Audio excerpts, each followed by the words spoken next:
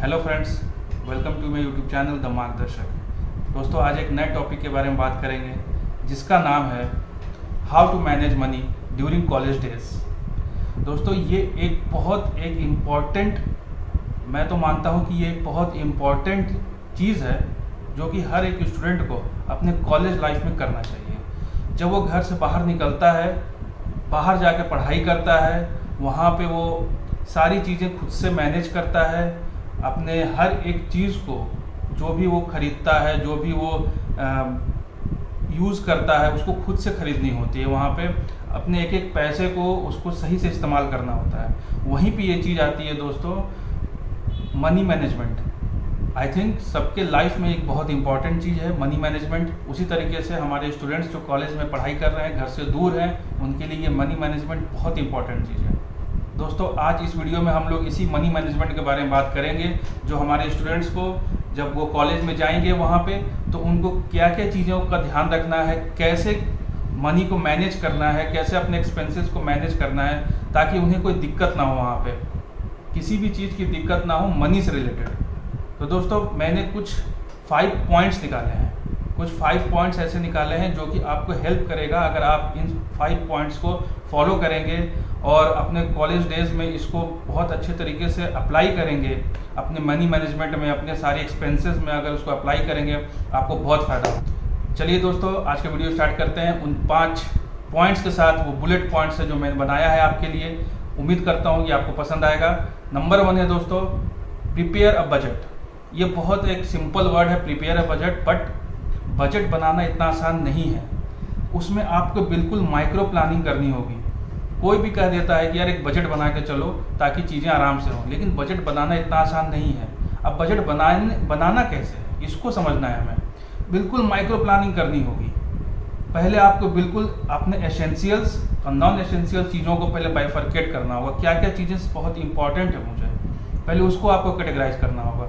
बिल्कुल उसके बिना तो कुछ चल ही नहीं सकता है। कहने का मतलब है कि मंथली बेसिस पे अपने बजट को बनाइए। मंथली बेसिस पे पहले एसेंशियल्स जो चीज़ें हैं, जो कि बहुत इंपॉर्टेंट है, बिल्कुल उसके बिना कुछ नहीं हो सकता, पहले उनको कैटेगराइज करिए। फिर नॉन एसेंशियल्स को कैटेगराइज करिए। एसेंशियल्स में क्या क्या चीज़ें आ जाएंगी? आपकी ट्यूशन फीस आपकी आ जाएगी, रूम रेंट अगर आप बाहर रह रहे हैं तो। देखिए, बजटिंग सबसे ज़्यादा इंपॉर्टेंट उनके लिए, ज़रूरी उनके लिए हो जाता है जो कॉलेज से बाहर रहते हैं। हॉस्टल वालों के लिए क्या होता है कि ऑन एन एवरेज आपको 1 साल की पूरी हॉस्टल की फ़ीस, ट्यूशन की फ़ीस सब कुछ दे दिए होते हैं। उनको बस अपने जो मिसलेनियस खर्चे होते हैं महीने के, बस उनको उठाना होता है। लेकिन जो बाहर रह रहे होते हैं, जिनको मंथली रेंट देना है, जो कि अपनी मंथली ग्रोसरीज उनको देखना है, उनके लिए ये बजटिंग बहुत इंपॉर्टेंट है। एक फाइनल बजट बनाइए, मंथली बजट बनाइए आप उसमें बिल्कुल माइक्रो प्लानिंग के साथ। क्या क्या करना है? पहले एसेंशियल्स नॉन एसेंशियल्स को हम लोग बाइफरकेट कर लेंगे। एसेंशियल्स में क्या आ जाएगा? आपका रूम रेंट आ जाएगा, ट्यूशन की फ़ीस आपकी आ जाएगी। ट्यूशन की फ़ीस मतलब कॉलेज की जो फीस है आपकी मंथली बेसिस पे अगर आप दे रहे हैं तो वो आ जाएगा। तीसरा, ट्रांसपोर्टेशन आएगा। अगर आप कॉलेज किसी ट्रांसपोर्ट से आ रहे हैं, वो एसेंशियल है क्योंकि आपको पर डे कॉलेज आना है। आपको आपका जो फीस है वो मंथली जमा करना है।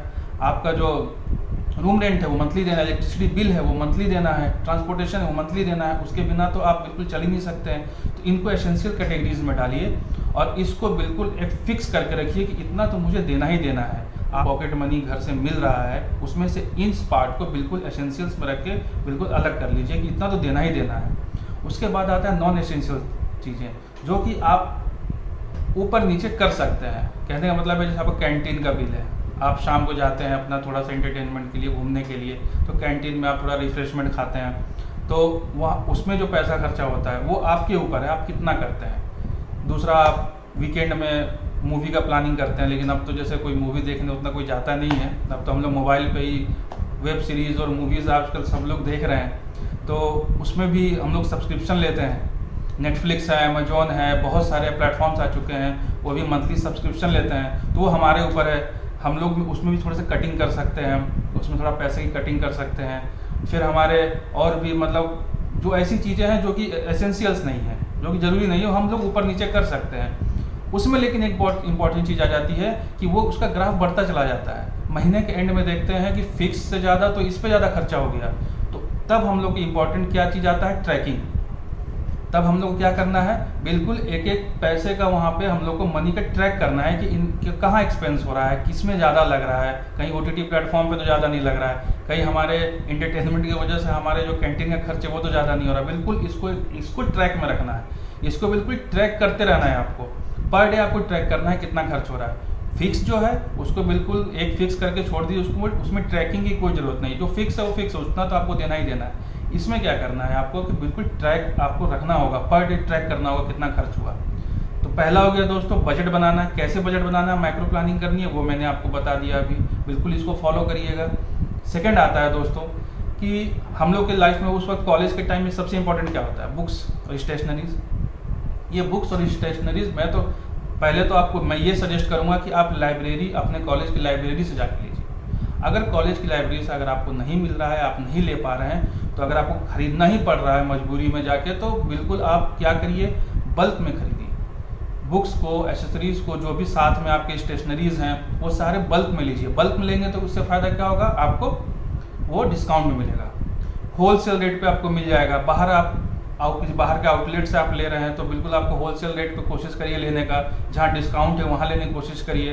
और बल्क में आप बल्क में उसको लेंगे, मतलब एक ही बार में सारा बुक्स चाहेंगे कि एक साल का पूरा ले लें, तो उसमें क्या होगा कि जो शॉपकीपर है वो भी आपको देगा डिस्काउंट। और कोशिश करिए कि ऑनलाइन प्लेटफॉर्म से लें। इससे क्या होगा कि ई-कॉमर्स साइट्स जो होते हैं वो आपको कम रेट में उन्हीं बुक्स को दे देंगे।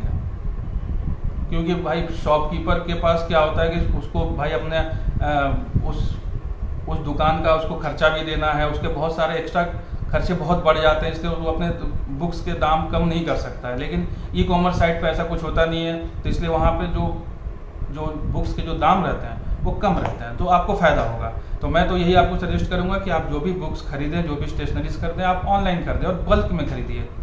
ठीक है दोस्तों, दूसरा पॉइंट हमने डिस्कस कर लिया। तीसरा पॉइंट हम लोग डिस्कस करते हैं कि एक चीज़ बहुत कॉमन है कि मंथ के एंड में आते आते हम लोग क्या करते हैं, हमारा पैसा इतना खर्चा हो जाता है, अगर हम मनी मैनेजमेंट सही से नहीं कर पाते हैं तो हमें पैसा बोरो करना पड़ता है। ये आदत मैं तो कहूँगा कि अवॉइड करिए। अगर आप बोरो करेंगे, बोरो करने की आदत लग गई है, तो आप कोई भी बजट बना लीजिए, वो आपका बजट फेल होगा।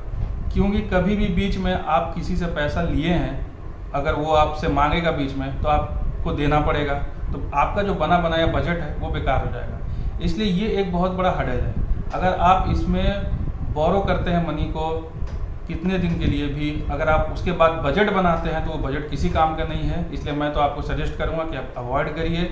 आप इतने अच्छे तरीके से बजट को प्लान करिए ना कि महीने के अंत में आपको किसी से उधार पैसा लेना पड़े। आप इस तरीके से अपने बजट को बनाइए, इतना माइक्रो प्लानिंग करिए कि ज़रूरत ही ना पड़े मुझे पैसे बोरो करने की। ठीक है दोस्तों, मैंने ये तीसरा पॉइंट आपसे डिस्कस किया।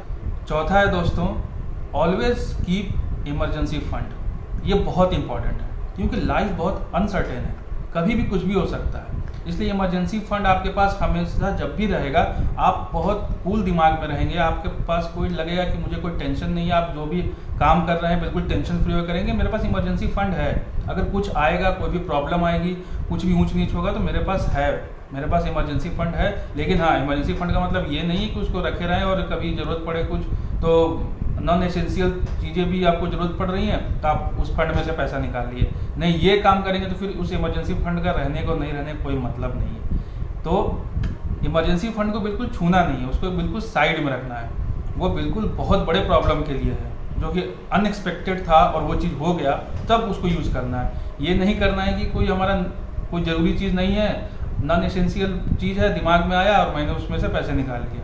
नहीं, ऐसा नहीं करना, फिर उसका कोई मतलब नहीं रह जाएगा। इमरजेंसी फंड जरूर बना के रखिएगा। इसलिए आप इससे क्या फ़ायदा होगा, आप बिल्कुल टेंशन फ्री रहेंगे, अपने पढ़ाई पे फोकस कर सकते हैं, आप अपने जो भी पर डे कॉलेज एक्टिविटीज़ उसमें फोकस करेंगे, क्योंकि आपके पास मॉनेटरी वो टेंशन नहीं रहेगा कि मेरे पास इमरजेंसी फंड है, कुछ भी होगा तो। और एक पांचवा लास्ट में हम लोग बात करते हैं कि जो आपकी ग्रोसरीज हैं, क्योंकि आप कॉलेज से बाहर रह रहे हैं, आप तो हॉस्टल में रह नहीं रहे हैं, आप कॉलेज के बाहर रह रहे हैं, आपको अपने फूड एक्सपेंसेस के लिए ग्रोसरीज आपको खरीदनी पड़ती है। उस ग्रोसरीज को खरीदने के लिए आप मंथली बेसिस पे ऐसा प्लान करिए कि मैं मंथली बेसिस पे लूँ, मतलब मंथ के एक बार में ही वो ले लें और ऑनलाइन लीजिए उसको। इससे क्या होगा कि ऑनलाइन में आपको डिस्काउंट भी मिलेगा और उसके बाद वो मंथली में जब लेंगे तब भी आपको उसमें से डिस्काउंट मिलेगा। और अगर पर डे आप बना के रखेंगे कि एक हफ्ते के बाद ले लेते हैं, 2 हफ्ते के बाद ले, उससे क्या होगा कि कॉस्ट बढ़ती जाएगी।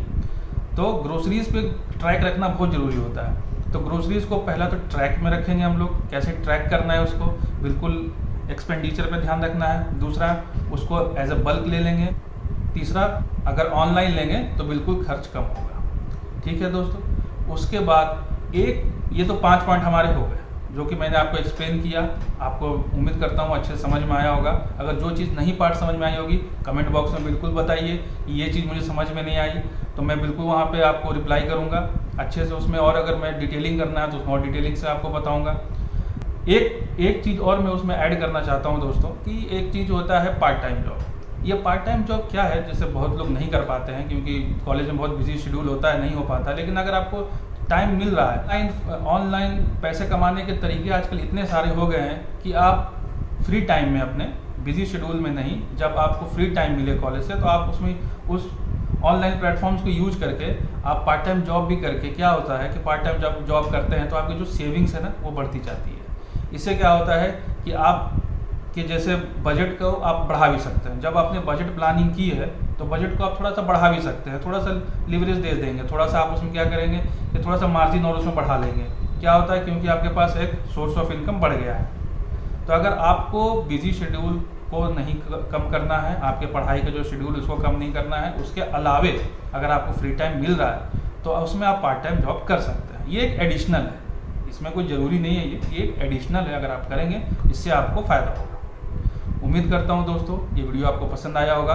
और मैंने जो 5 टिप्स बताए, जो मैंने 5 पॉइंट्स बताए हैं, उम्मीद करता हूं कि आप अपने कॉलेज डेज में इसको इस्तेमाल करेंगे और अपने मनी को अच्छे तरीके से मैनेज करेंगे।